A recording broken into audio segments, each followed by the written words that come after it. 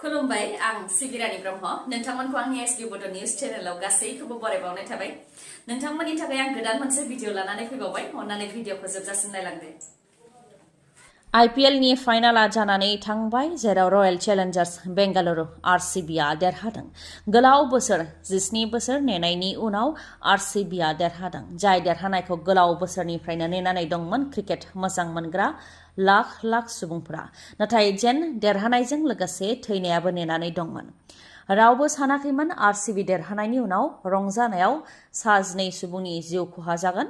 नाथाय सैथोआ बेनो आरसीबी देरहानायखौ लानानै रंजानायाव होंगो दोंगोजों थैबाय 2 सुबुङा, जेराव सासे आइजो आरो सासे उन्दै गथ'बो दङ। लोगोसे 87 गोबां सुबुङाबो जोखोम जादों। रिपर्टनि बायदिब्ला थैनायनि सुबुं अनजिमाया बांबावनो हागौ। मख'नो गोनांदि आईपीएल फाइनाल गेलेनायाव 17 बोसोरनि उनाव रयेल चेलेन्जार्स बेंगालुरुआ देरहानो हादोंमोन आरो देरहानायखौ लानानै बेंगालुरुआव थानाय चिन्नास्वामी स्टेडियामाव बरायनाय हाबाफारि लादोंमोन, जेराव क्रिकेटनि फेनफोरा गेलेगिरि विराट क'हलीजों लोगोसे बिथांनि हानजाखौ खेबसे मेगनजों नायनो थाखाय आरो रंजानायाव बाहागो लानो थाखाय होंगो दोंगो जाफैदोंमोन। लाख लाख सुबुंफोरा स्टेडियामनि बायजोआव थुबुर जादोंमोन, जायखौ सामलायबाबो सामलायख' हायाखै प्रशासना। लावथि सिबनानै थासारिखौ सामलायनोबो नाजानाय जादोंमोन, नाथाय सामलायनो हायाखै। माखासे सुबुंफोरा गारियाव गाखोनानै स्टेडियामाव रंजानायखौ नाहरनो थाखाय नाजानायखौ नुनो मोननाय जादों आरो माखासेया स्टेडियामनि सिङाव हाबनो थाखाय स्टेडियामनि गोजौ वालावनो गाखोलांदोंमोनबो, नाथाय माखासेया गोग्लैनानै बेयाव आथिंबो बायनो गोनां जादों। बेबायदिनो गोबां नारा नाथार होंगो दोंगोनि जाहोनाव गासै दासिम 2 सुबुङा जिउ खोमानो गोनां जाबाय आरो 87 गोबाङानो जोखोम जादों। बेनिखायनो थैनायनि सुबुं अनजिमाया बांबावनो हागौ होननानै सन्देह खालामनाय जादों। जाथाय जानायनि उनाव जोखोम जानांनाय सुबुंफोरखौ देहा फाहामसालियाव थिसनहैदों। ओजोंहाय कर्नाटकनि गिबि मन्थ्रि बिथाङाबो जोखोम जानांनाय सुबुंफोरखौ खौरां लाहैनायजों लोगोसे थैनाय सुबुंनि नखरावबो खौरां लादों आरो थैनाय सुबुंफोरनो 10 लाख राङै होनो थाखायबो फोसावदों कर्नाटकनि गिबि मन्थ्रि बिथाङा। लाखपति बायदेव बा महिला उद्यमिता बिथांखिनि गेजेरजों आइजोफोरनो जि होनांगौ रां बेखौ होनो थाखाय आसाम सोरखारा थांखि लादों। बबे बियाबाव माब्ला होनाय जागोन बेनि लिस्टखौ फैगौ 9 जुनाव फोसावनाय जागोन होननानै फोरमायथिदों डक्टर हेमन्त बिश्व शर्माया। नोंथाङाबो जुदि लाखपति बायदेवनि रां मोननो गोनां दंब्ला नोंथाङा रां मोनगोन ना मोना बेखौ खौरां लानो नोंथाङाबो हागोन। आगष्ट सेप्तेम्बर मोनफ्रोमबो दानाव 30 बियाबाव होलांनाय जागोन होननानै फोरमायथिदों डक्टर हेमन्त बिश्व शर्माया। महिला उद्यमिता बिथांखिनि अनगायैबो मुख्यमन्त्रि आत्मनिर्भर आसाम अभियान बिथांखिनि गेजेरजोंबो बेकार लाइमोनफोरनो गावनि आथिङाव गसंथानो थाखाय 2 लाख रां जि होनायनि रादाय दंमोन। बेनि इन्टारभिउआबो जागासिनो दङ। बे बेलायावबो डक्टर हेमन्त बिश्व शर्मा बिथाङा बुंथिदों दि जनेल लेभेलाव 4 मिटिं खुंनानै रांखौ होनाय जागोन आरो बे मोननै बिथांखिनि थाखाय 1450 कौटि रां होनाय जाखाबाय होननानै फोरमायथिदों। थांनाय बोसोराव 3000 कौटि रां होनाय जादोंमोन आरो देग्लाय 1450 कौटि रां, गासै 4450 कौटि रां होनाय जाबाय होननानै फोरमायथिदों गिबि मन्थ्रि बिथाङा। आसाम केबिनेटआव माखासे थांखिफोर लादों।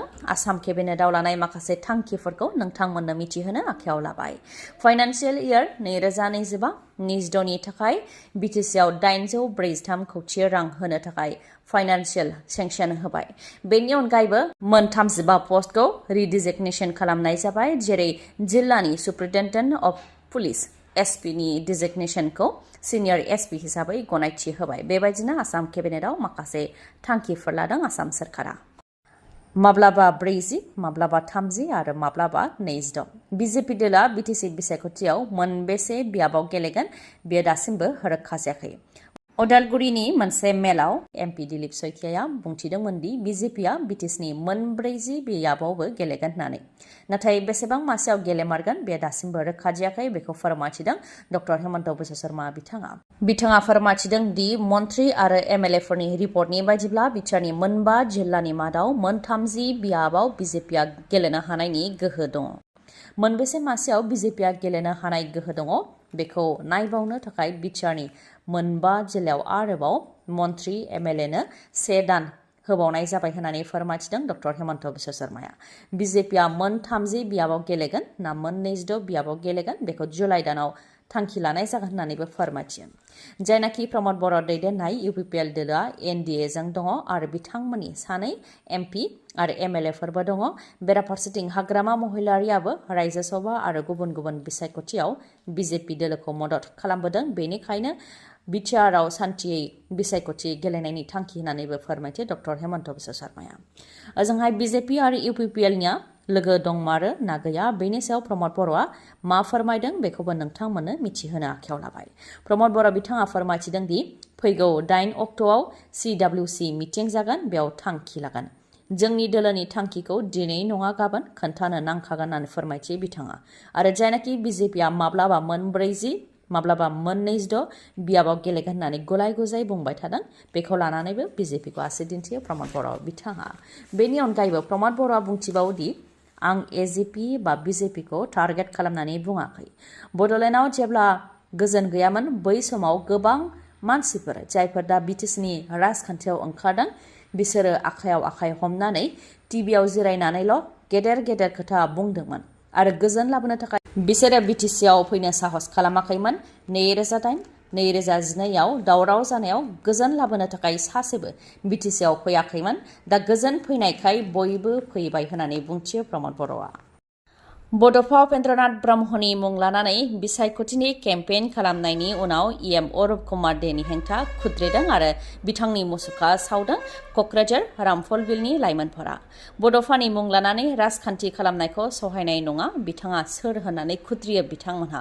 लोगोसे बुंथिबावोदि बड'लेण्ड सोमावसारनायाव बड'फानि नीति आदर्शजों बड'फानि सिमां सुफुंनो माब्लाबाबो दे टाइटेल मुंनि सुबुङा ओंखाराखै आरो बिथाङा बड'फा उपेन्द्रनाथ ब्रह्मनि आदर्शजों सोलिग्रा मानसिबो नङा होननानै बुंथियो। लोगोसे बुंथिबावोदि बड'फा उपेन्द्रनाथ ब्रह्मनि मुं लानानै बिसायख'थिनि केम्पेइन खालामनो मोना आरो जायखिजाया दोलोआनो जायाथों मानो बड'फा उपेन्द्रनाथ ब्रह्मनि मुं लानानै रायजो राजानि मेगनाव जाहाथे हाद्रि सारा आरो बिसायख'थि गेलेनो मोना होननानै बुंथियो। बड'फाया जोंनि हारिनि बिफा, बिथांनि मुं लानानै राजखान्थि खालामनो मोन्थाय गैया आरो बड'फाया राजखान्थि खालामजाग्रा बिमुं नङा, जोंनि बिफासो होननानै गोख्रोङै बुंथियो आरो EM अरुप कुमार देनि हेंथा खुद्रिनानै बिथांमोना मुसुखाबो सावो। फोरमायथिनो गोनांदि EM अरुप कुमार देआ बड'फा उपेन्द्रनाथ ब्रह्मनि सिमां जाफुंहोनो थाखाय बर' रायजो राजाखौ BJPखौ मदद होनो थाखाय खावलायदोंमोन। बेनि उनावनो बेनि हेंथा खुद्रिदों माखासे लाइमोनफोरा। नोंथांमोनहा फोथायो फोथाया गुबुन खोथा, नाथाय COVID-19 अदेबानि कर'ना भाइरासआ बुहुमनाङैनो गोसारगासिनो दङ। Ministry of health and family welfare डिपार्टमेन्टनि बायदिब्ला भारताव दासिम गासै 4302 COVID-19 एक्टिभ केस दङ। बेनि मादाव आसामाव मोन 8 एक्टिभ केस दङ, सिक्किमाव मोन 4 आरो मिज'रामाव मोन 2। जानुवारि दाननिफ्राय दासिम गासै भारतावनो 44 सुबुङा COVID-19 जों थैनायनि रिपर्टबो मोनदों।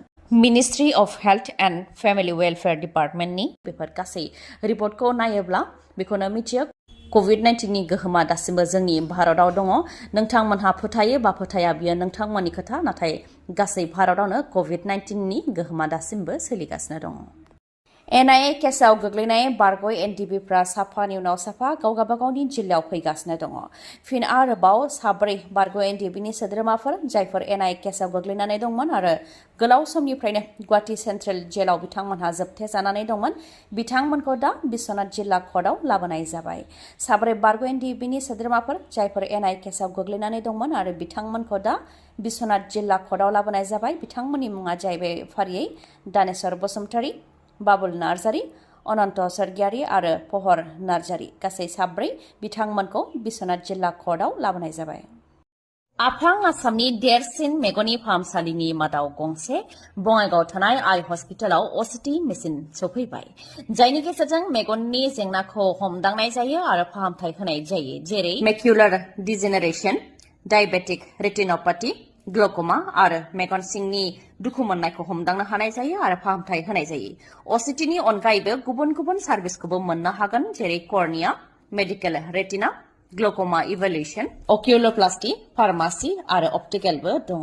बेनि अनगायैबो सानाय गैयालासे, सुथेनाय गैयालासे, इन्जेक्सन गैयालासे कम्पिउटार पेकनि गेजेरजों केटारेक्ट सार्जारिबो खालामनो हायो। आइ हस्पिटालाव डक्टर रुमि दास, डक्टर आशराफुल आलम आरो डक्टर मेघाली शर्माखौ नोंथांमोनहा मोननो हागोन।